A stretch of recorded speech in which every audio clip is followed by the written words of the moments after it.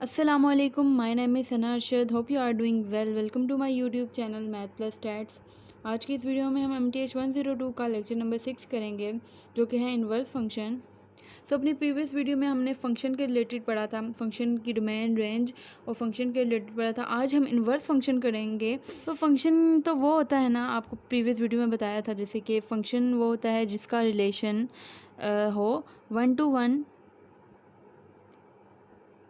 और उसका रिलेशन हो मैनी टू वन। तो मैनी टू वन रिलेशन हो। फंक्शन तो सिर्फ वो होता है जो 1 to 1 हो और मैनी टू वन हो, ठीक है, वो फंक्शन कहलाता है।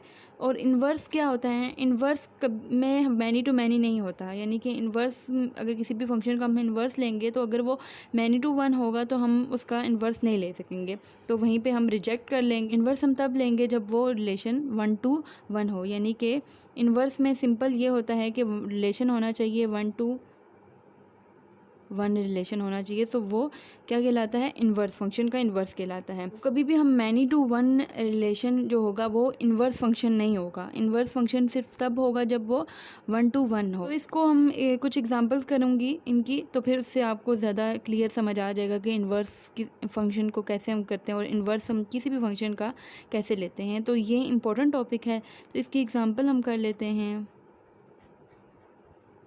तो एग्ज़ाम्पल इसकी ये कर लेते हैं, कोई सी भी ले लेते हैं, मैं सपोज़ कोई भी दे देती हूँ, तो आपको मेथड पता होगा तो इजीली आप कर सकेंगे। सपोज़ मैं एक फंक्शन देती हूँ f(x) is equal to 5x² plus 1। ये एक फ़ंक्शन है, ठीक है, ये फंक्शन है। अब इसका हमने क्या करना है कि इसका इन्वर्स निकालना है। f(x) का हमने क्या करना है? इन्वर्स फंक्शन निकालना है।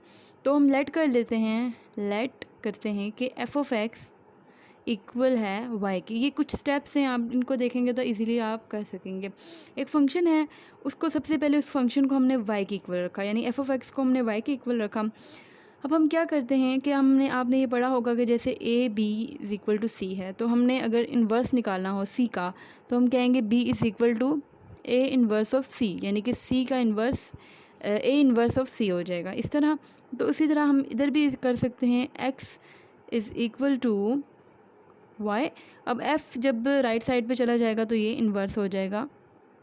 इस तरीके से हम कहेंगे x is equal to f inverse of y, ठीक है। तो ये इम्पोर्टेंट है, इसको आपने याद रखना है। जो नेक्स्ट स्टेप है हमारा, हमें तो पता है, जो मैं फंक्शन दिया था f(x) is equal to 5x² plus 1 था, और जिसको हमने y के इक्वल लिया। अब जब f(x) इसके इक्वल है और f(x) y के भी इक्वल है, तो हम कह सकते हैं कि y भी 5x² प्लस 1 के इक्वल हो सकता है। तो हम लिख सकते हैं y is equal to 5x² plus 1, because ये भी इसके इक्वल है f(x), ये भी f(x) के इक्वल है, तो y भी इसके इक्वल है, तो हमने इस तरह लिख लिया। अब हमने x का फंक्शन निकालना है, तो हमें सबसे पहले x की वैल्यू निकालनी होगी, ठीक है। तो उसके लिए हम क्या करेंगे, y जब 1 इस साइड पे आएगा तो इसका साइन चेंज हो जाएगा और ये इस तरीके से आ जाएगा। 1 इस साइड पे आ गया। अब हमें इसके साथ 5 भी नहीं चाहिए हमें, क्योंकि सिर्फ x चाहिए, x की वैल्यू चाहिए। तो यहाँ पे आ जाएगा y-1, यहाँ पे 5 आ जाएगा और x का स्क्वायर ले लेंगे। अभी हमें स्क्वायर भी नहीं चाहिए, तो हम क्या करेंगे, स्क्वायर रूट ले लेंगे यहाँ भी और इस तरफ भी ले लेंगे, ठीक है। तो ये इससे कैंसिल आउट हो जाएगा और यहाँ पर आ जाएगा y-1 divided by 5 under root के साथ, और ये x आ गया, यानी कि हमारी x की वैल्यू ये आ गई। अब इधर एक चीज़ जो समझने वाली है वो ये है कि जब x is equal to under root y-1 divided by 5 है, और यहाँ पर भी हमने देखा था कि x is equal to f inverse of y था। क्या हम लिख सकते हैं कि f इन्वर्स ऑफ y ये वाली वैल्यू है, क्योंकि ये भी x के इक्वल है और ये भी x के इक्वल है, तो हम इसको इसके इक्वल ले आते हैं। तो हम क्या लिखेंगे यहाँ पर, हम लिखते हैं कि f inverse of y is equal to under root y-1 divided by 5।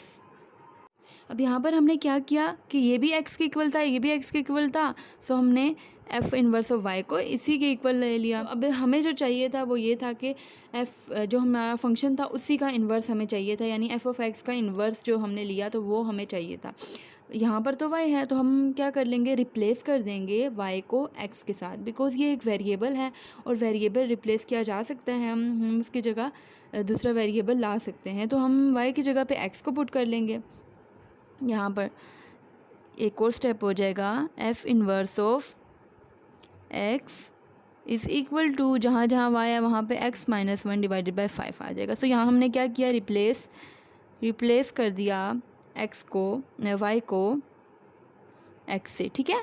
तो यहाँ पर हमने ये किया, यहाँ पर y की जगह पे हमने x को ले लिया और अब हमारा ये आ गया एक आंसर आ गया। तो हमने अपने फंक्शन को, जो हमें फंक्शन दिया गया था, उसको हमने क्या किया कि उस फंक्शन का हम इन्वर्स ले आए बड़े ही इजी तरीके से। ये आ गया हमारा फंक्शन का इन्वर्स। सो आई होप आपको इसकी समझ आई होगी कि किसी भी फंक्शन का हम इन्वर्स कैसे लेते हैं। अब जो नेक्स्ट चीज़ है जो कि मैं चाहती थी कि आप लोगों को ये समझाना ज़रूरी है, वो ये है कि किसी भी, अब इन्वर्स फंक्शन, तो आपने किसी भी फंक्शन का इन्वर्स निकाल दिया।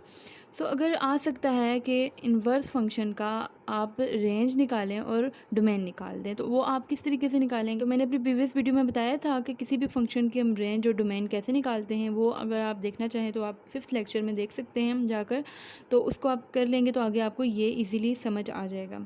सो इन्वर्स फंक्शन की रेंज एंड डोमेन के लिए कुछ प्रॉपर्टीज़ हैं, प्रॉपर्टीज़ ऑफ इन्वर्स फंक्शन। तो वही है कि domain of the inverse is equal to the range of F, range of inverse is equal to the domain of F. यानी कि किसी भी इन्वर्स फंक्शन की रेंज और डोमेन आप कैसे निकालेंगे, इसका ये फॉर्मूला है कि आपकी जो डोमेन है, डोमेन ऑफ फंक्शन, एक फंक्शन है उसकी जो डोमेन है वो किसके इक्वल होगी, वो रेंज ऑफ इन्वर्स फंक्शन। यानी कि आपने अगर एक फंक्शन की डोमेन निकाल दी, ठीक है, आपको प्रीवियस वीडियो में वो लिंक मिल जाएगा या मैं डिस्क्रिप्शन में लिंक दे दूँगी, तो आप वो वीडियो देख लेना जिसमें मैंने आप लोगों को बताया है कि आप फंक्शन की डोमेन कैसे निकालते हैं। तो डोमेन की फंक्शन आपने निकाल दी, सो वो इक्वल होती है रेंज के इन्वर्स के, यानी कि आपको रेंज का इन्वर्स निकालने की कोई ज़रूरत नहीं होगी। सो अगर आपने एक फ़ंक्शन की डोमेन निकाल दी है तो वो इक्वल हो जाएगी किसके, कि आपके उसी फंक्शन की रेंज के इक्वल हो जाएगी, ठीक है। और रेंज ऑफ फंक्शन, अगर आपने रेंज, अगर किसी भी फंक्शन की रेंज निकाल दी तो वो किसके इक्वल हो जाएगी, डोमेन ऑफ इन्वर्स फंक्शन। यानी कि आपने किसी भी फंक्शन की डोमेन निकाल दी तो वो इक्वल हो जाएगी फंक्शन का इन्वर्स का रेंज, ठीक है। और अगर आपने किसी फंक्शन की रेंज निकाल दी तो वो उस फंक्शन के इन्वर्स की डोमेन आ जाएगी, ओके। और हल्का हल्का आपको डोमेन रेंज का बता देती हूँ कि किसी भी फंक्शन में अगर हम कोई इनपुट डालते हैं, यानी कि कोई इनपुट डाली हमने, तो वो उसका डोमेन हो गया। और उस इनपुट के डालने से जो हमारी आउटपुट आई किसी फंक्शन में, तो वो क्या होगी, उसकी रेंज होगी। तो ये प्रीवियस वीडियो में है लिंक। तो आप लोगों को आई होप ये क्लियर हो गया होगा। आई होप मेरी इस वीडियो से भी आप लोगों की हेल्प हुई होगी। अगर आप लोगों की हेल्प हुई है तो सब्सक्राइब करना है मेरे चैनल को और बेल आइकन को प्रेस करना है, लाइक करना है वीडियो को और अपने फ्रेंड के साथ शेयर करना है। अल्लाह हाफिज़।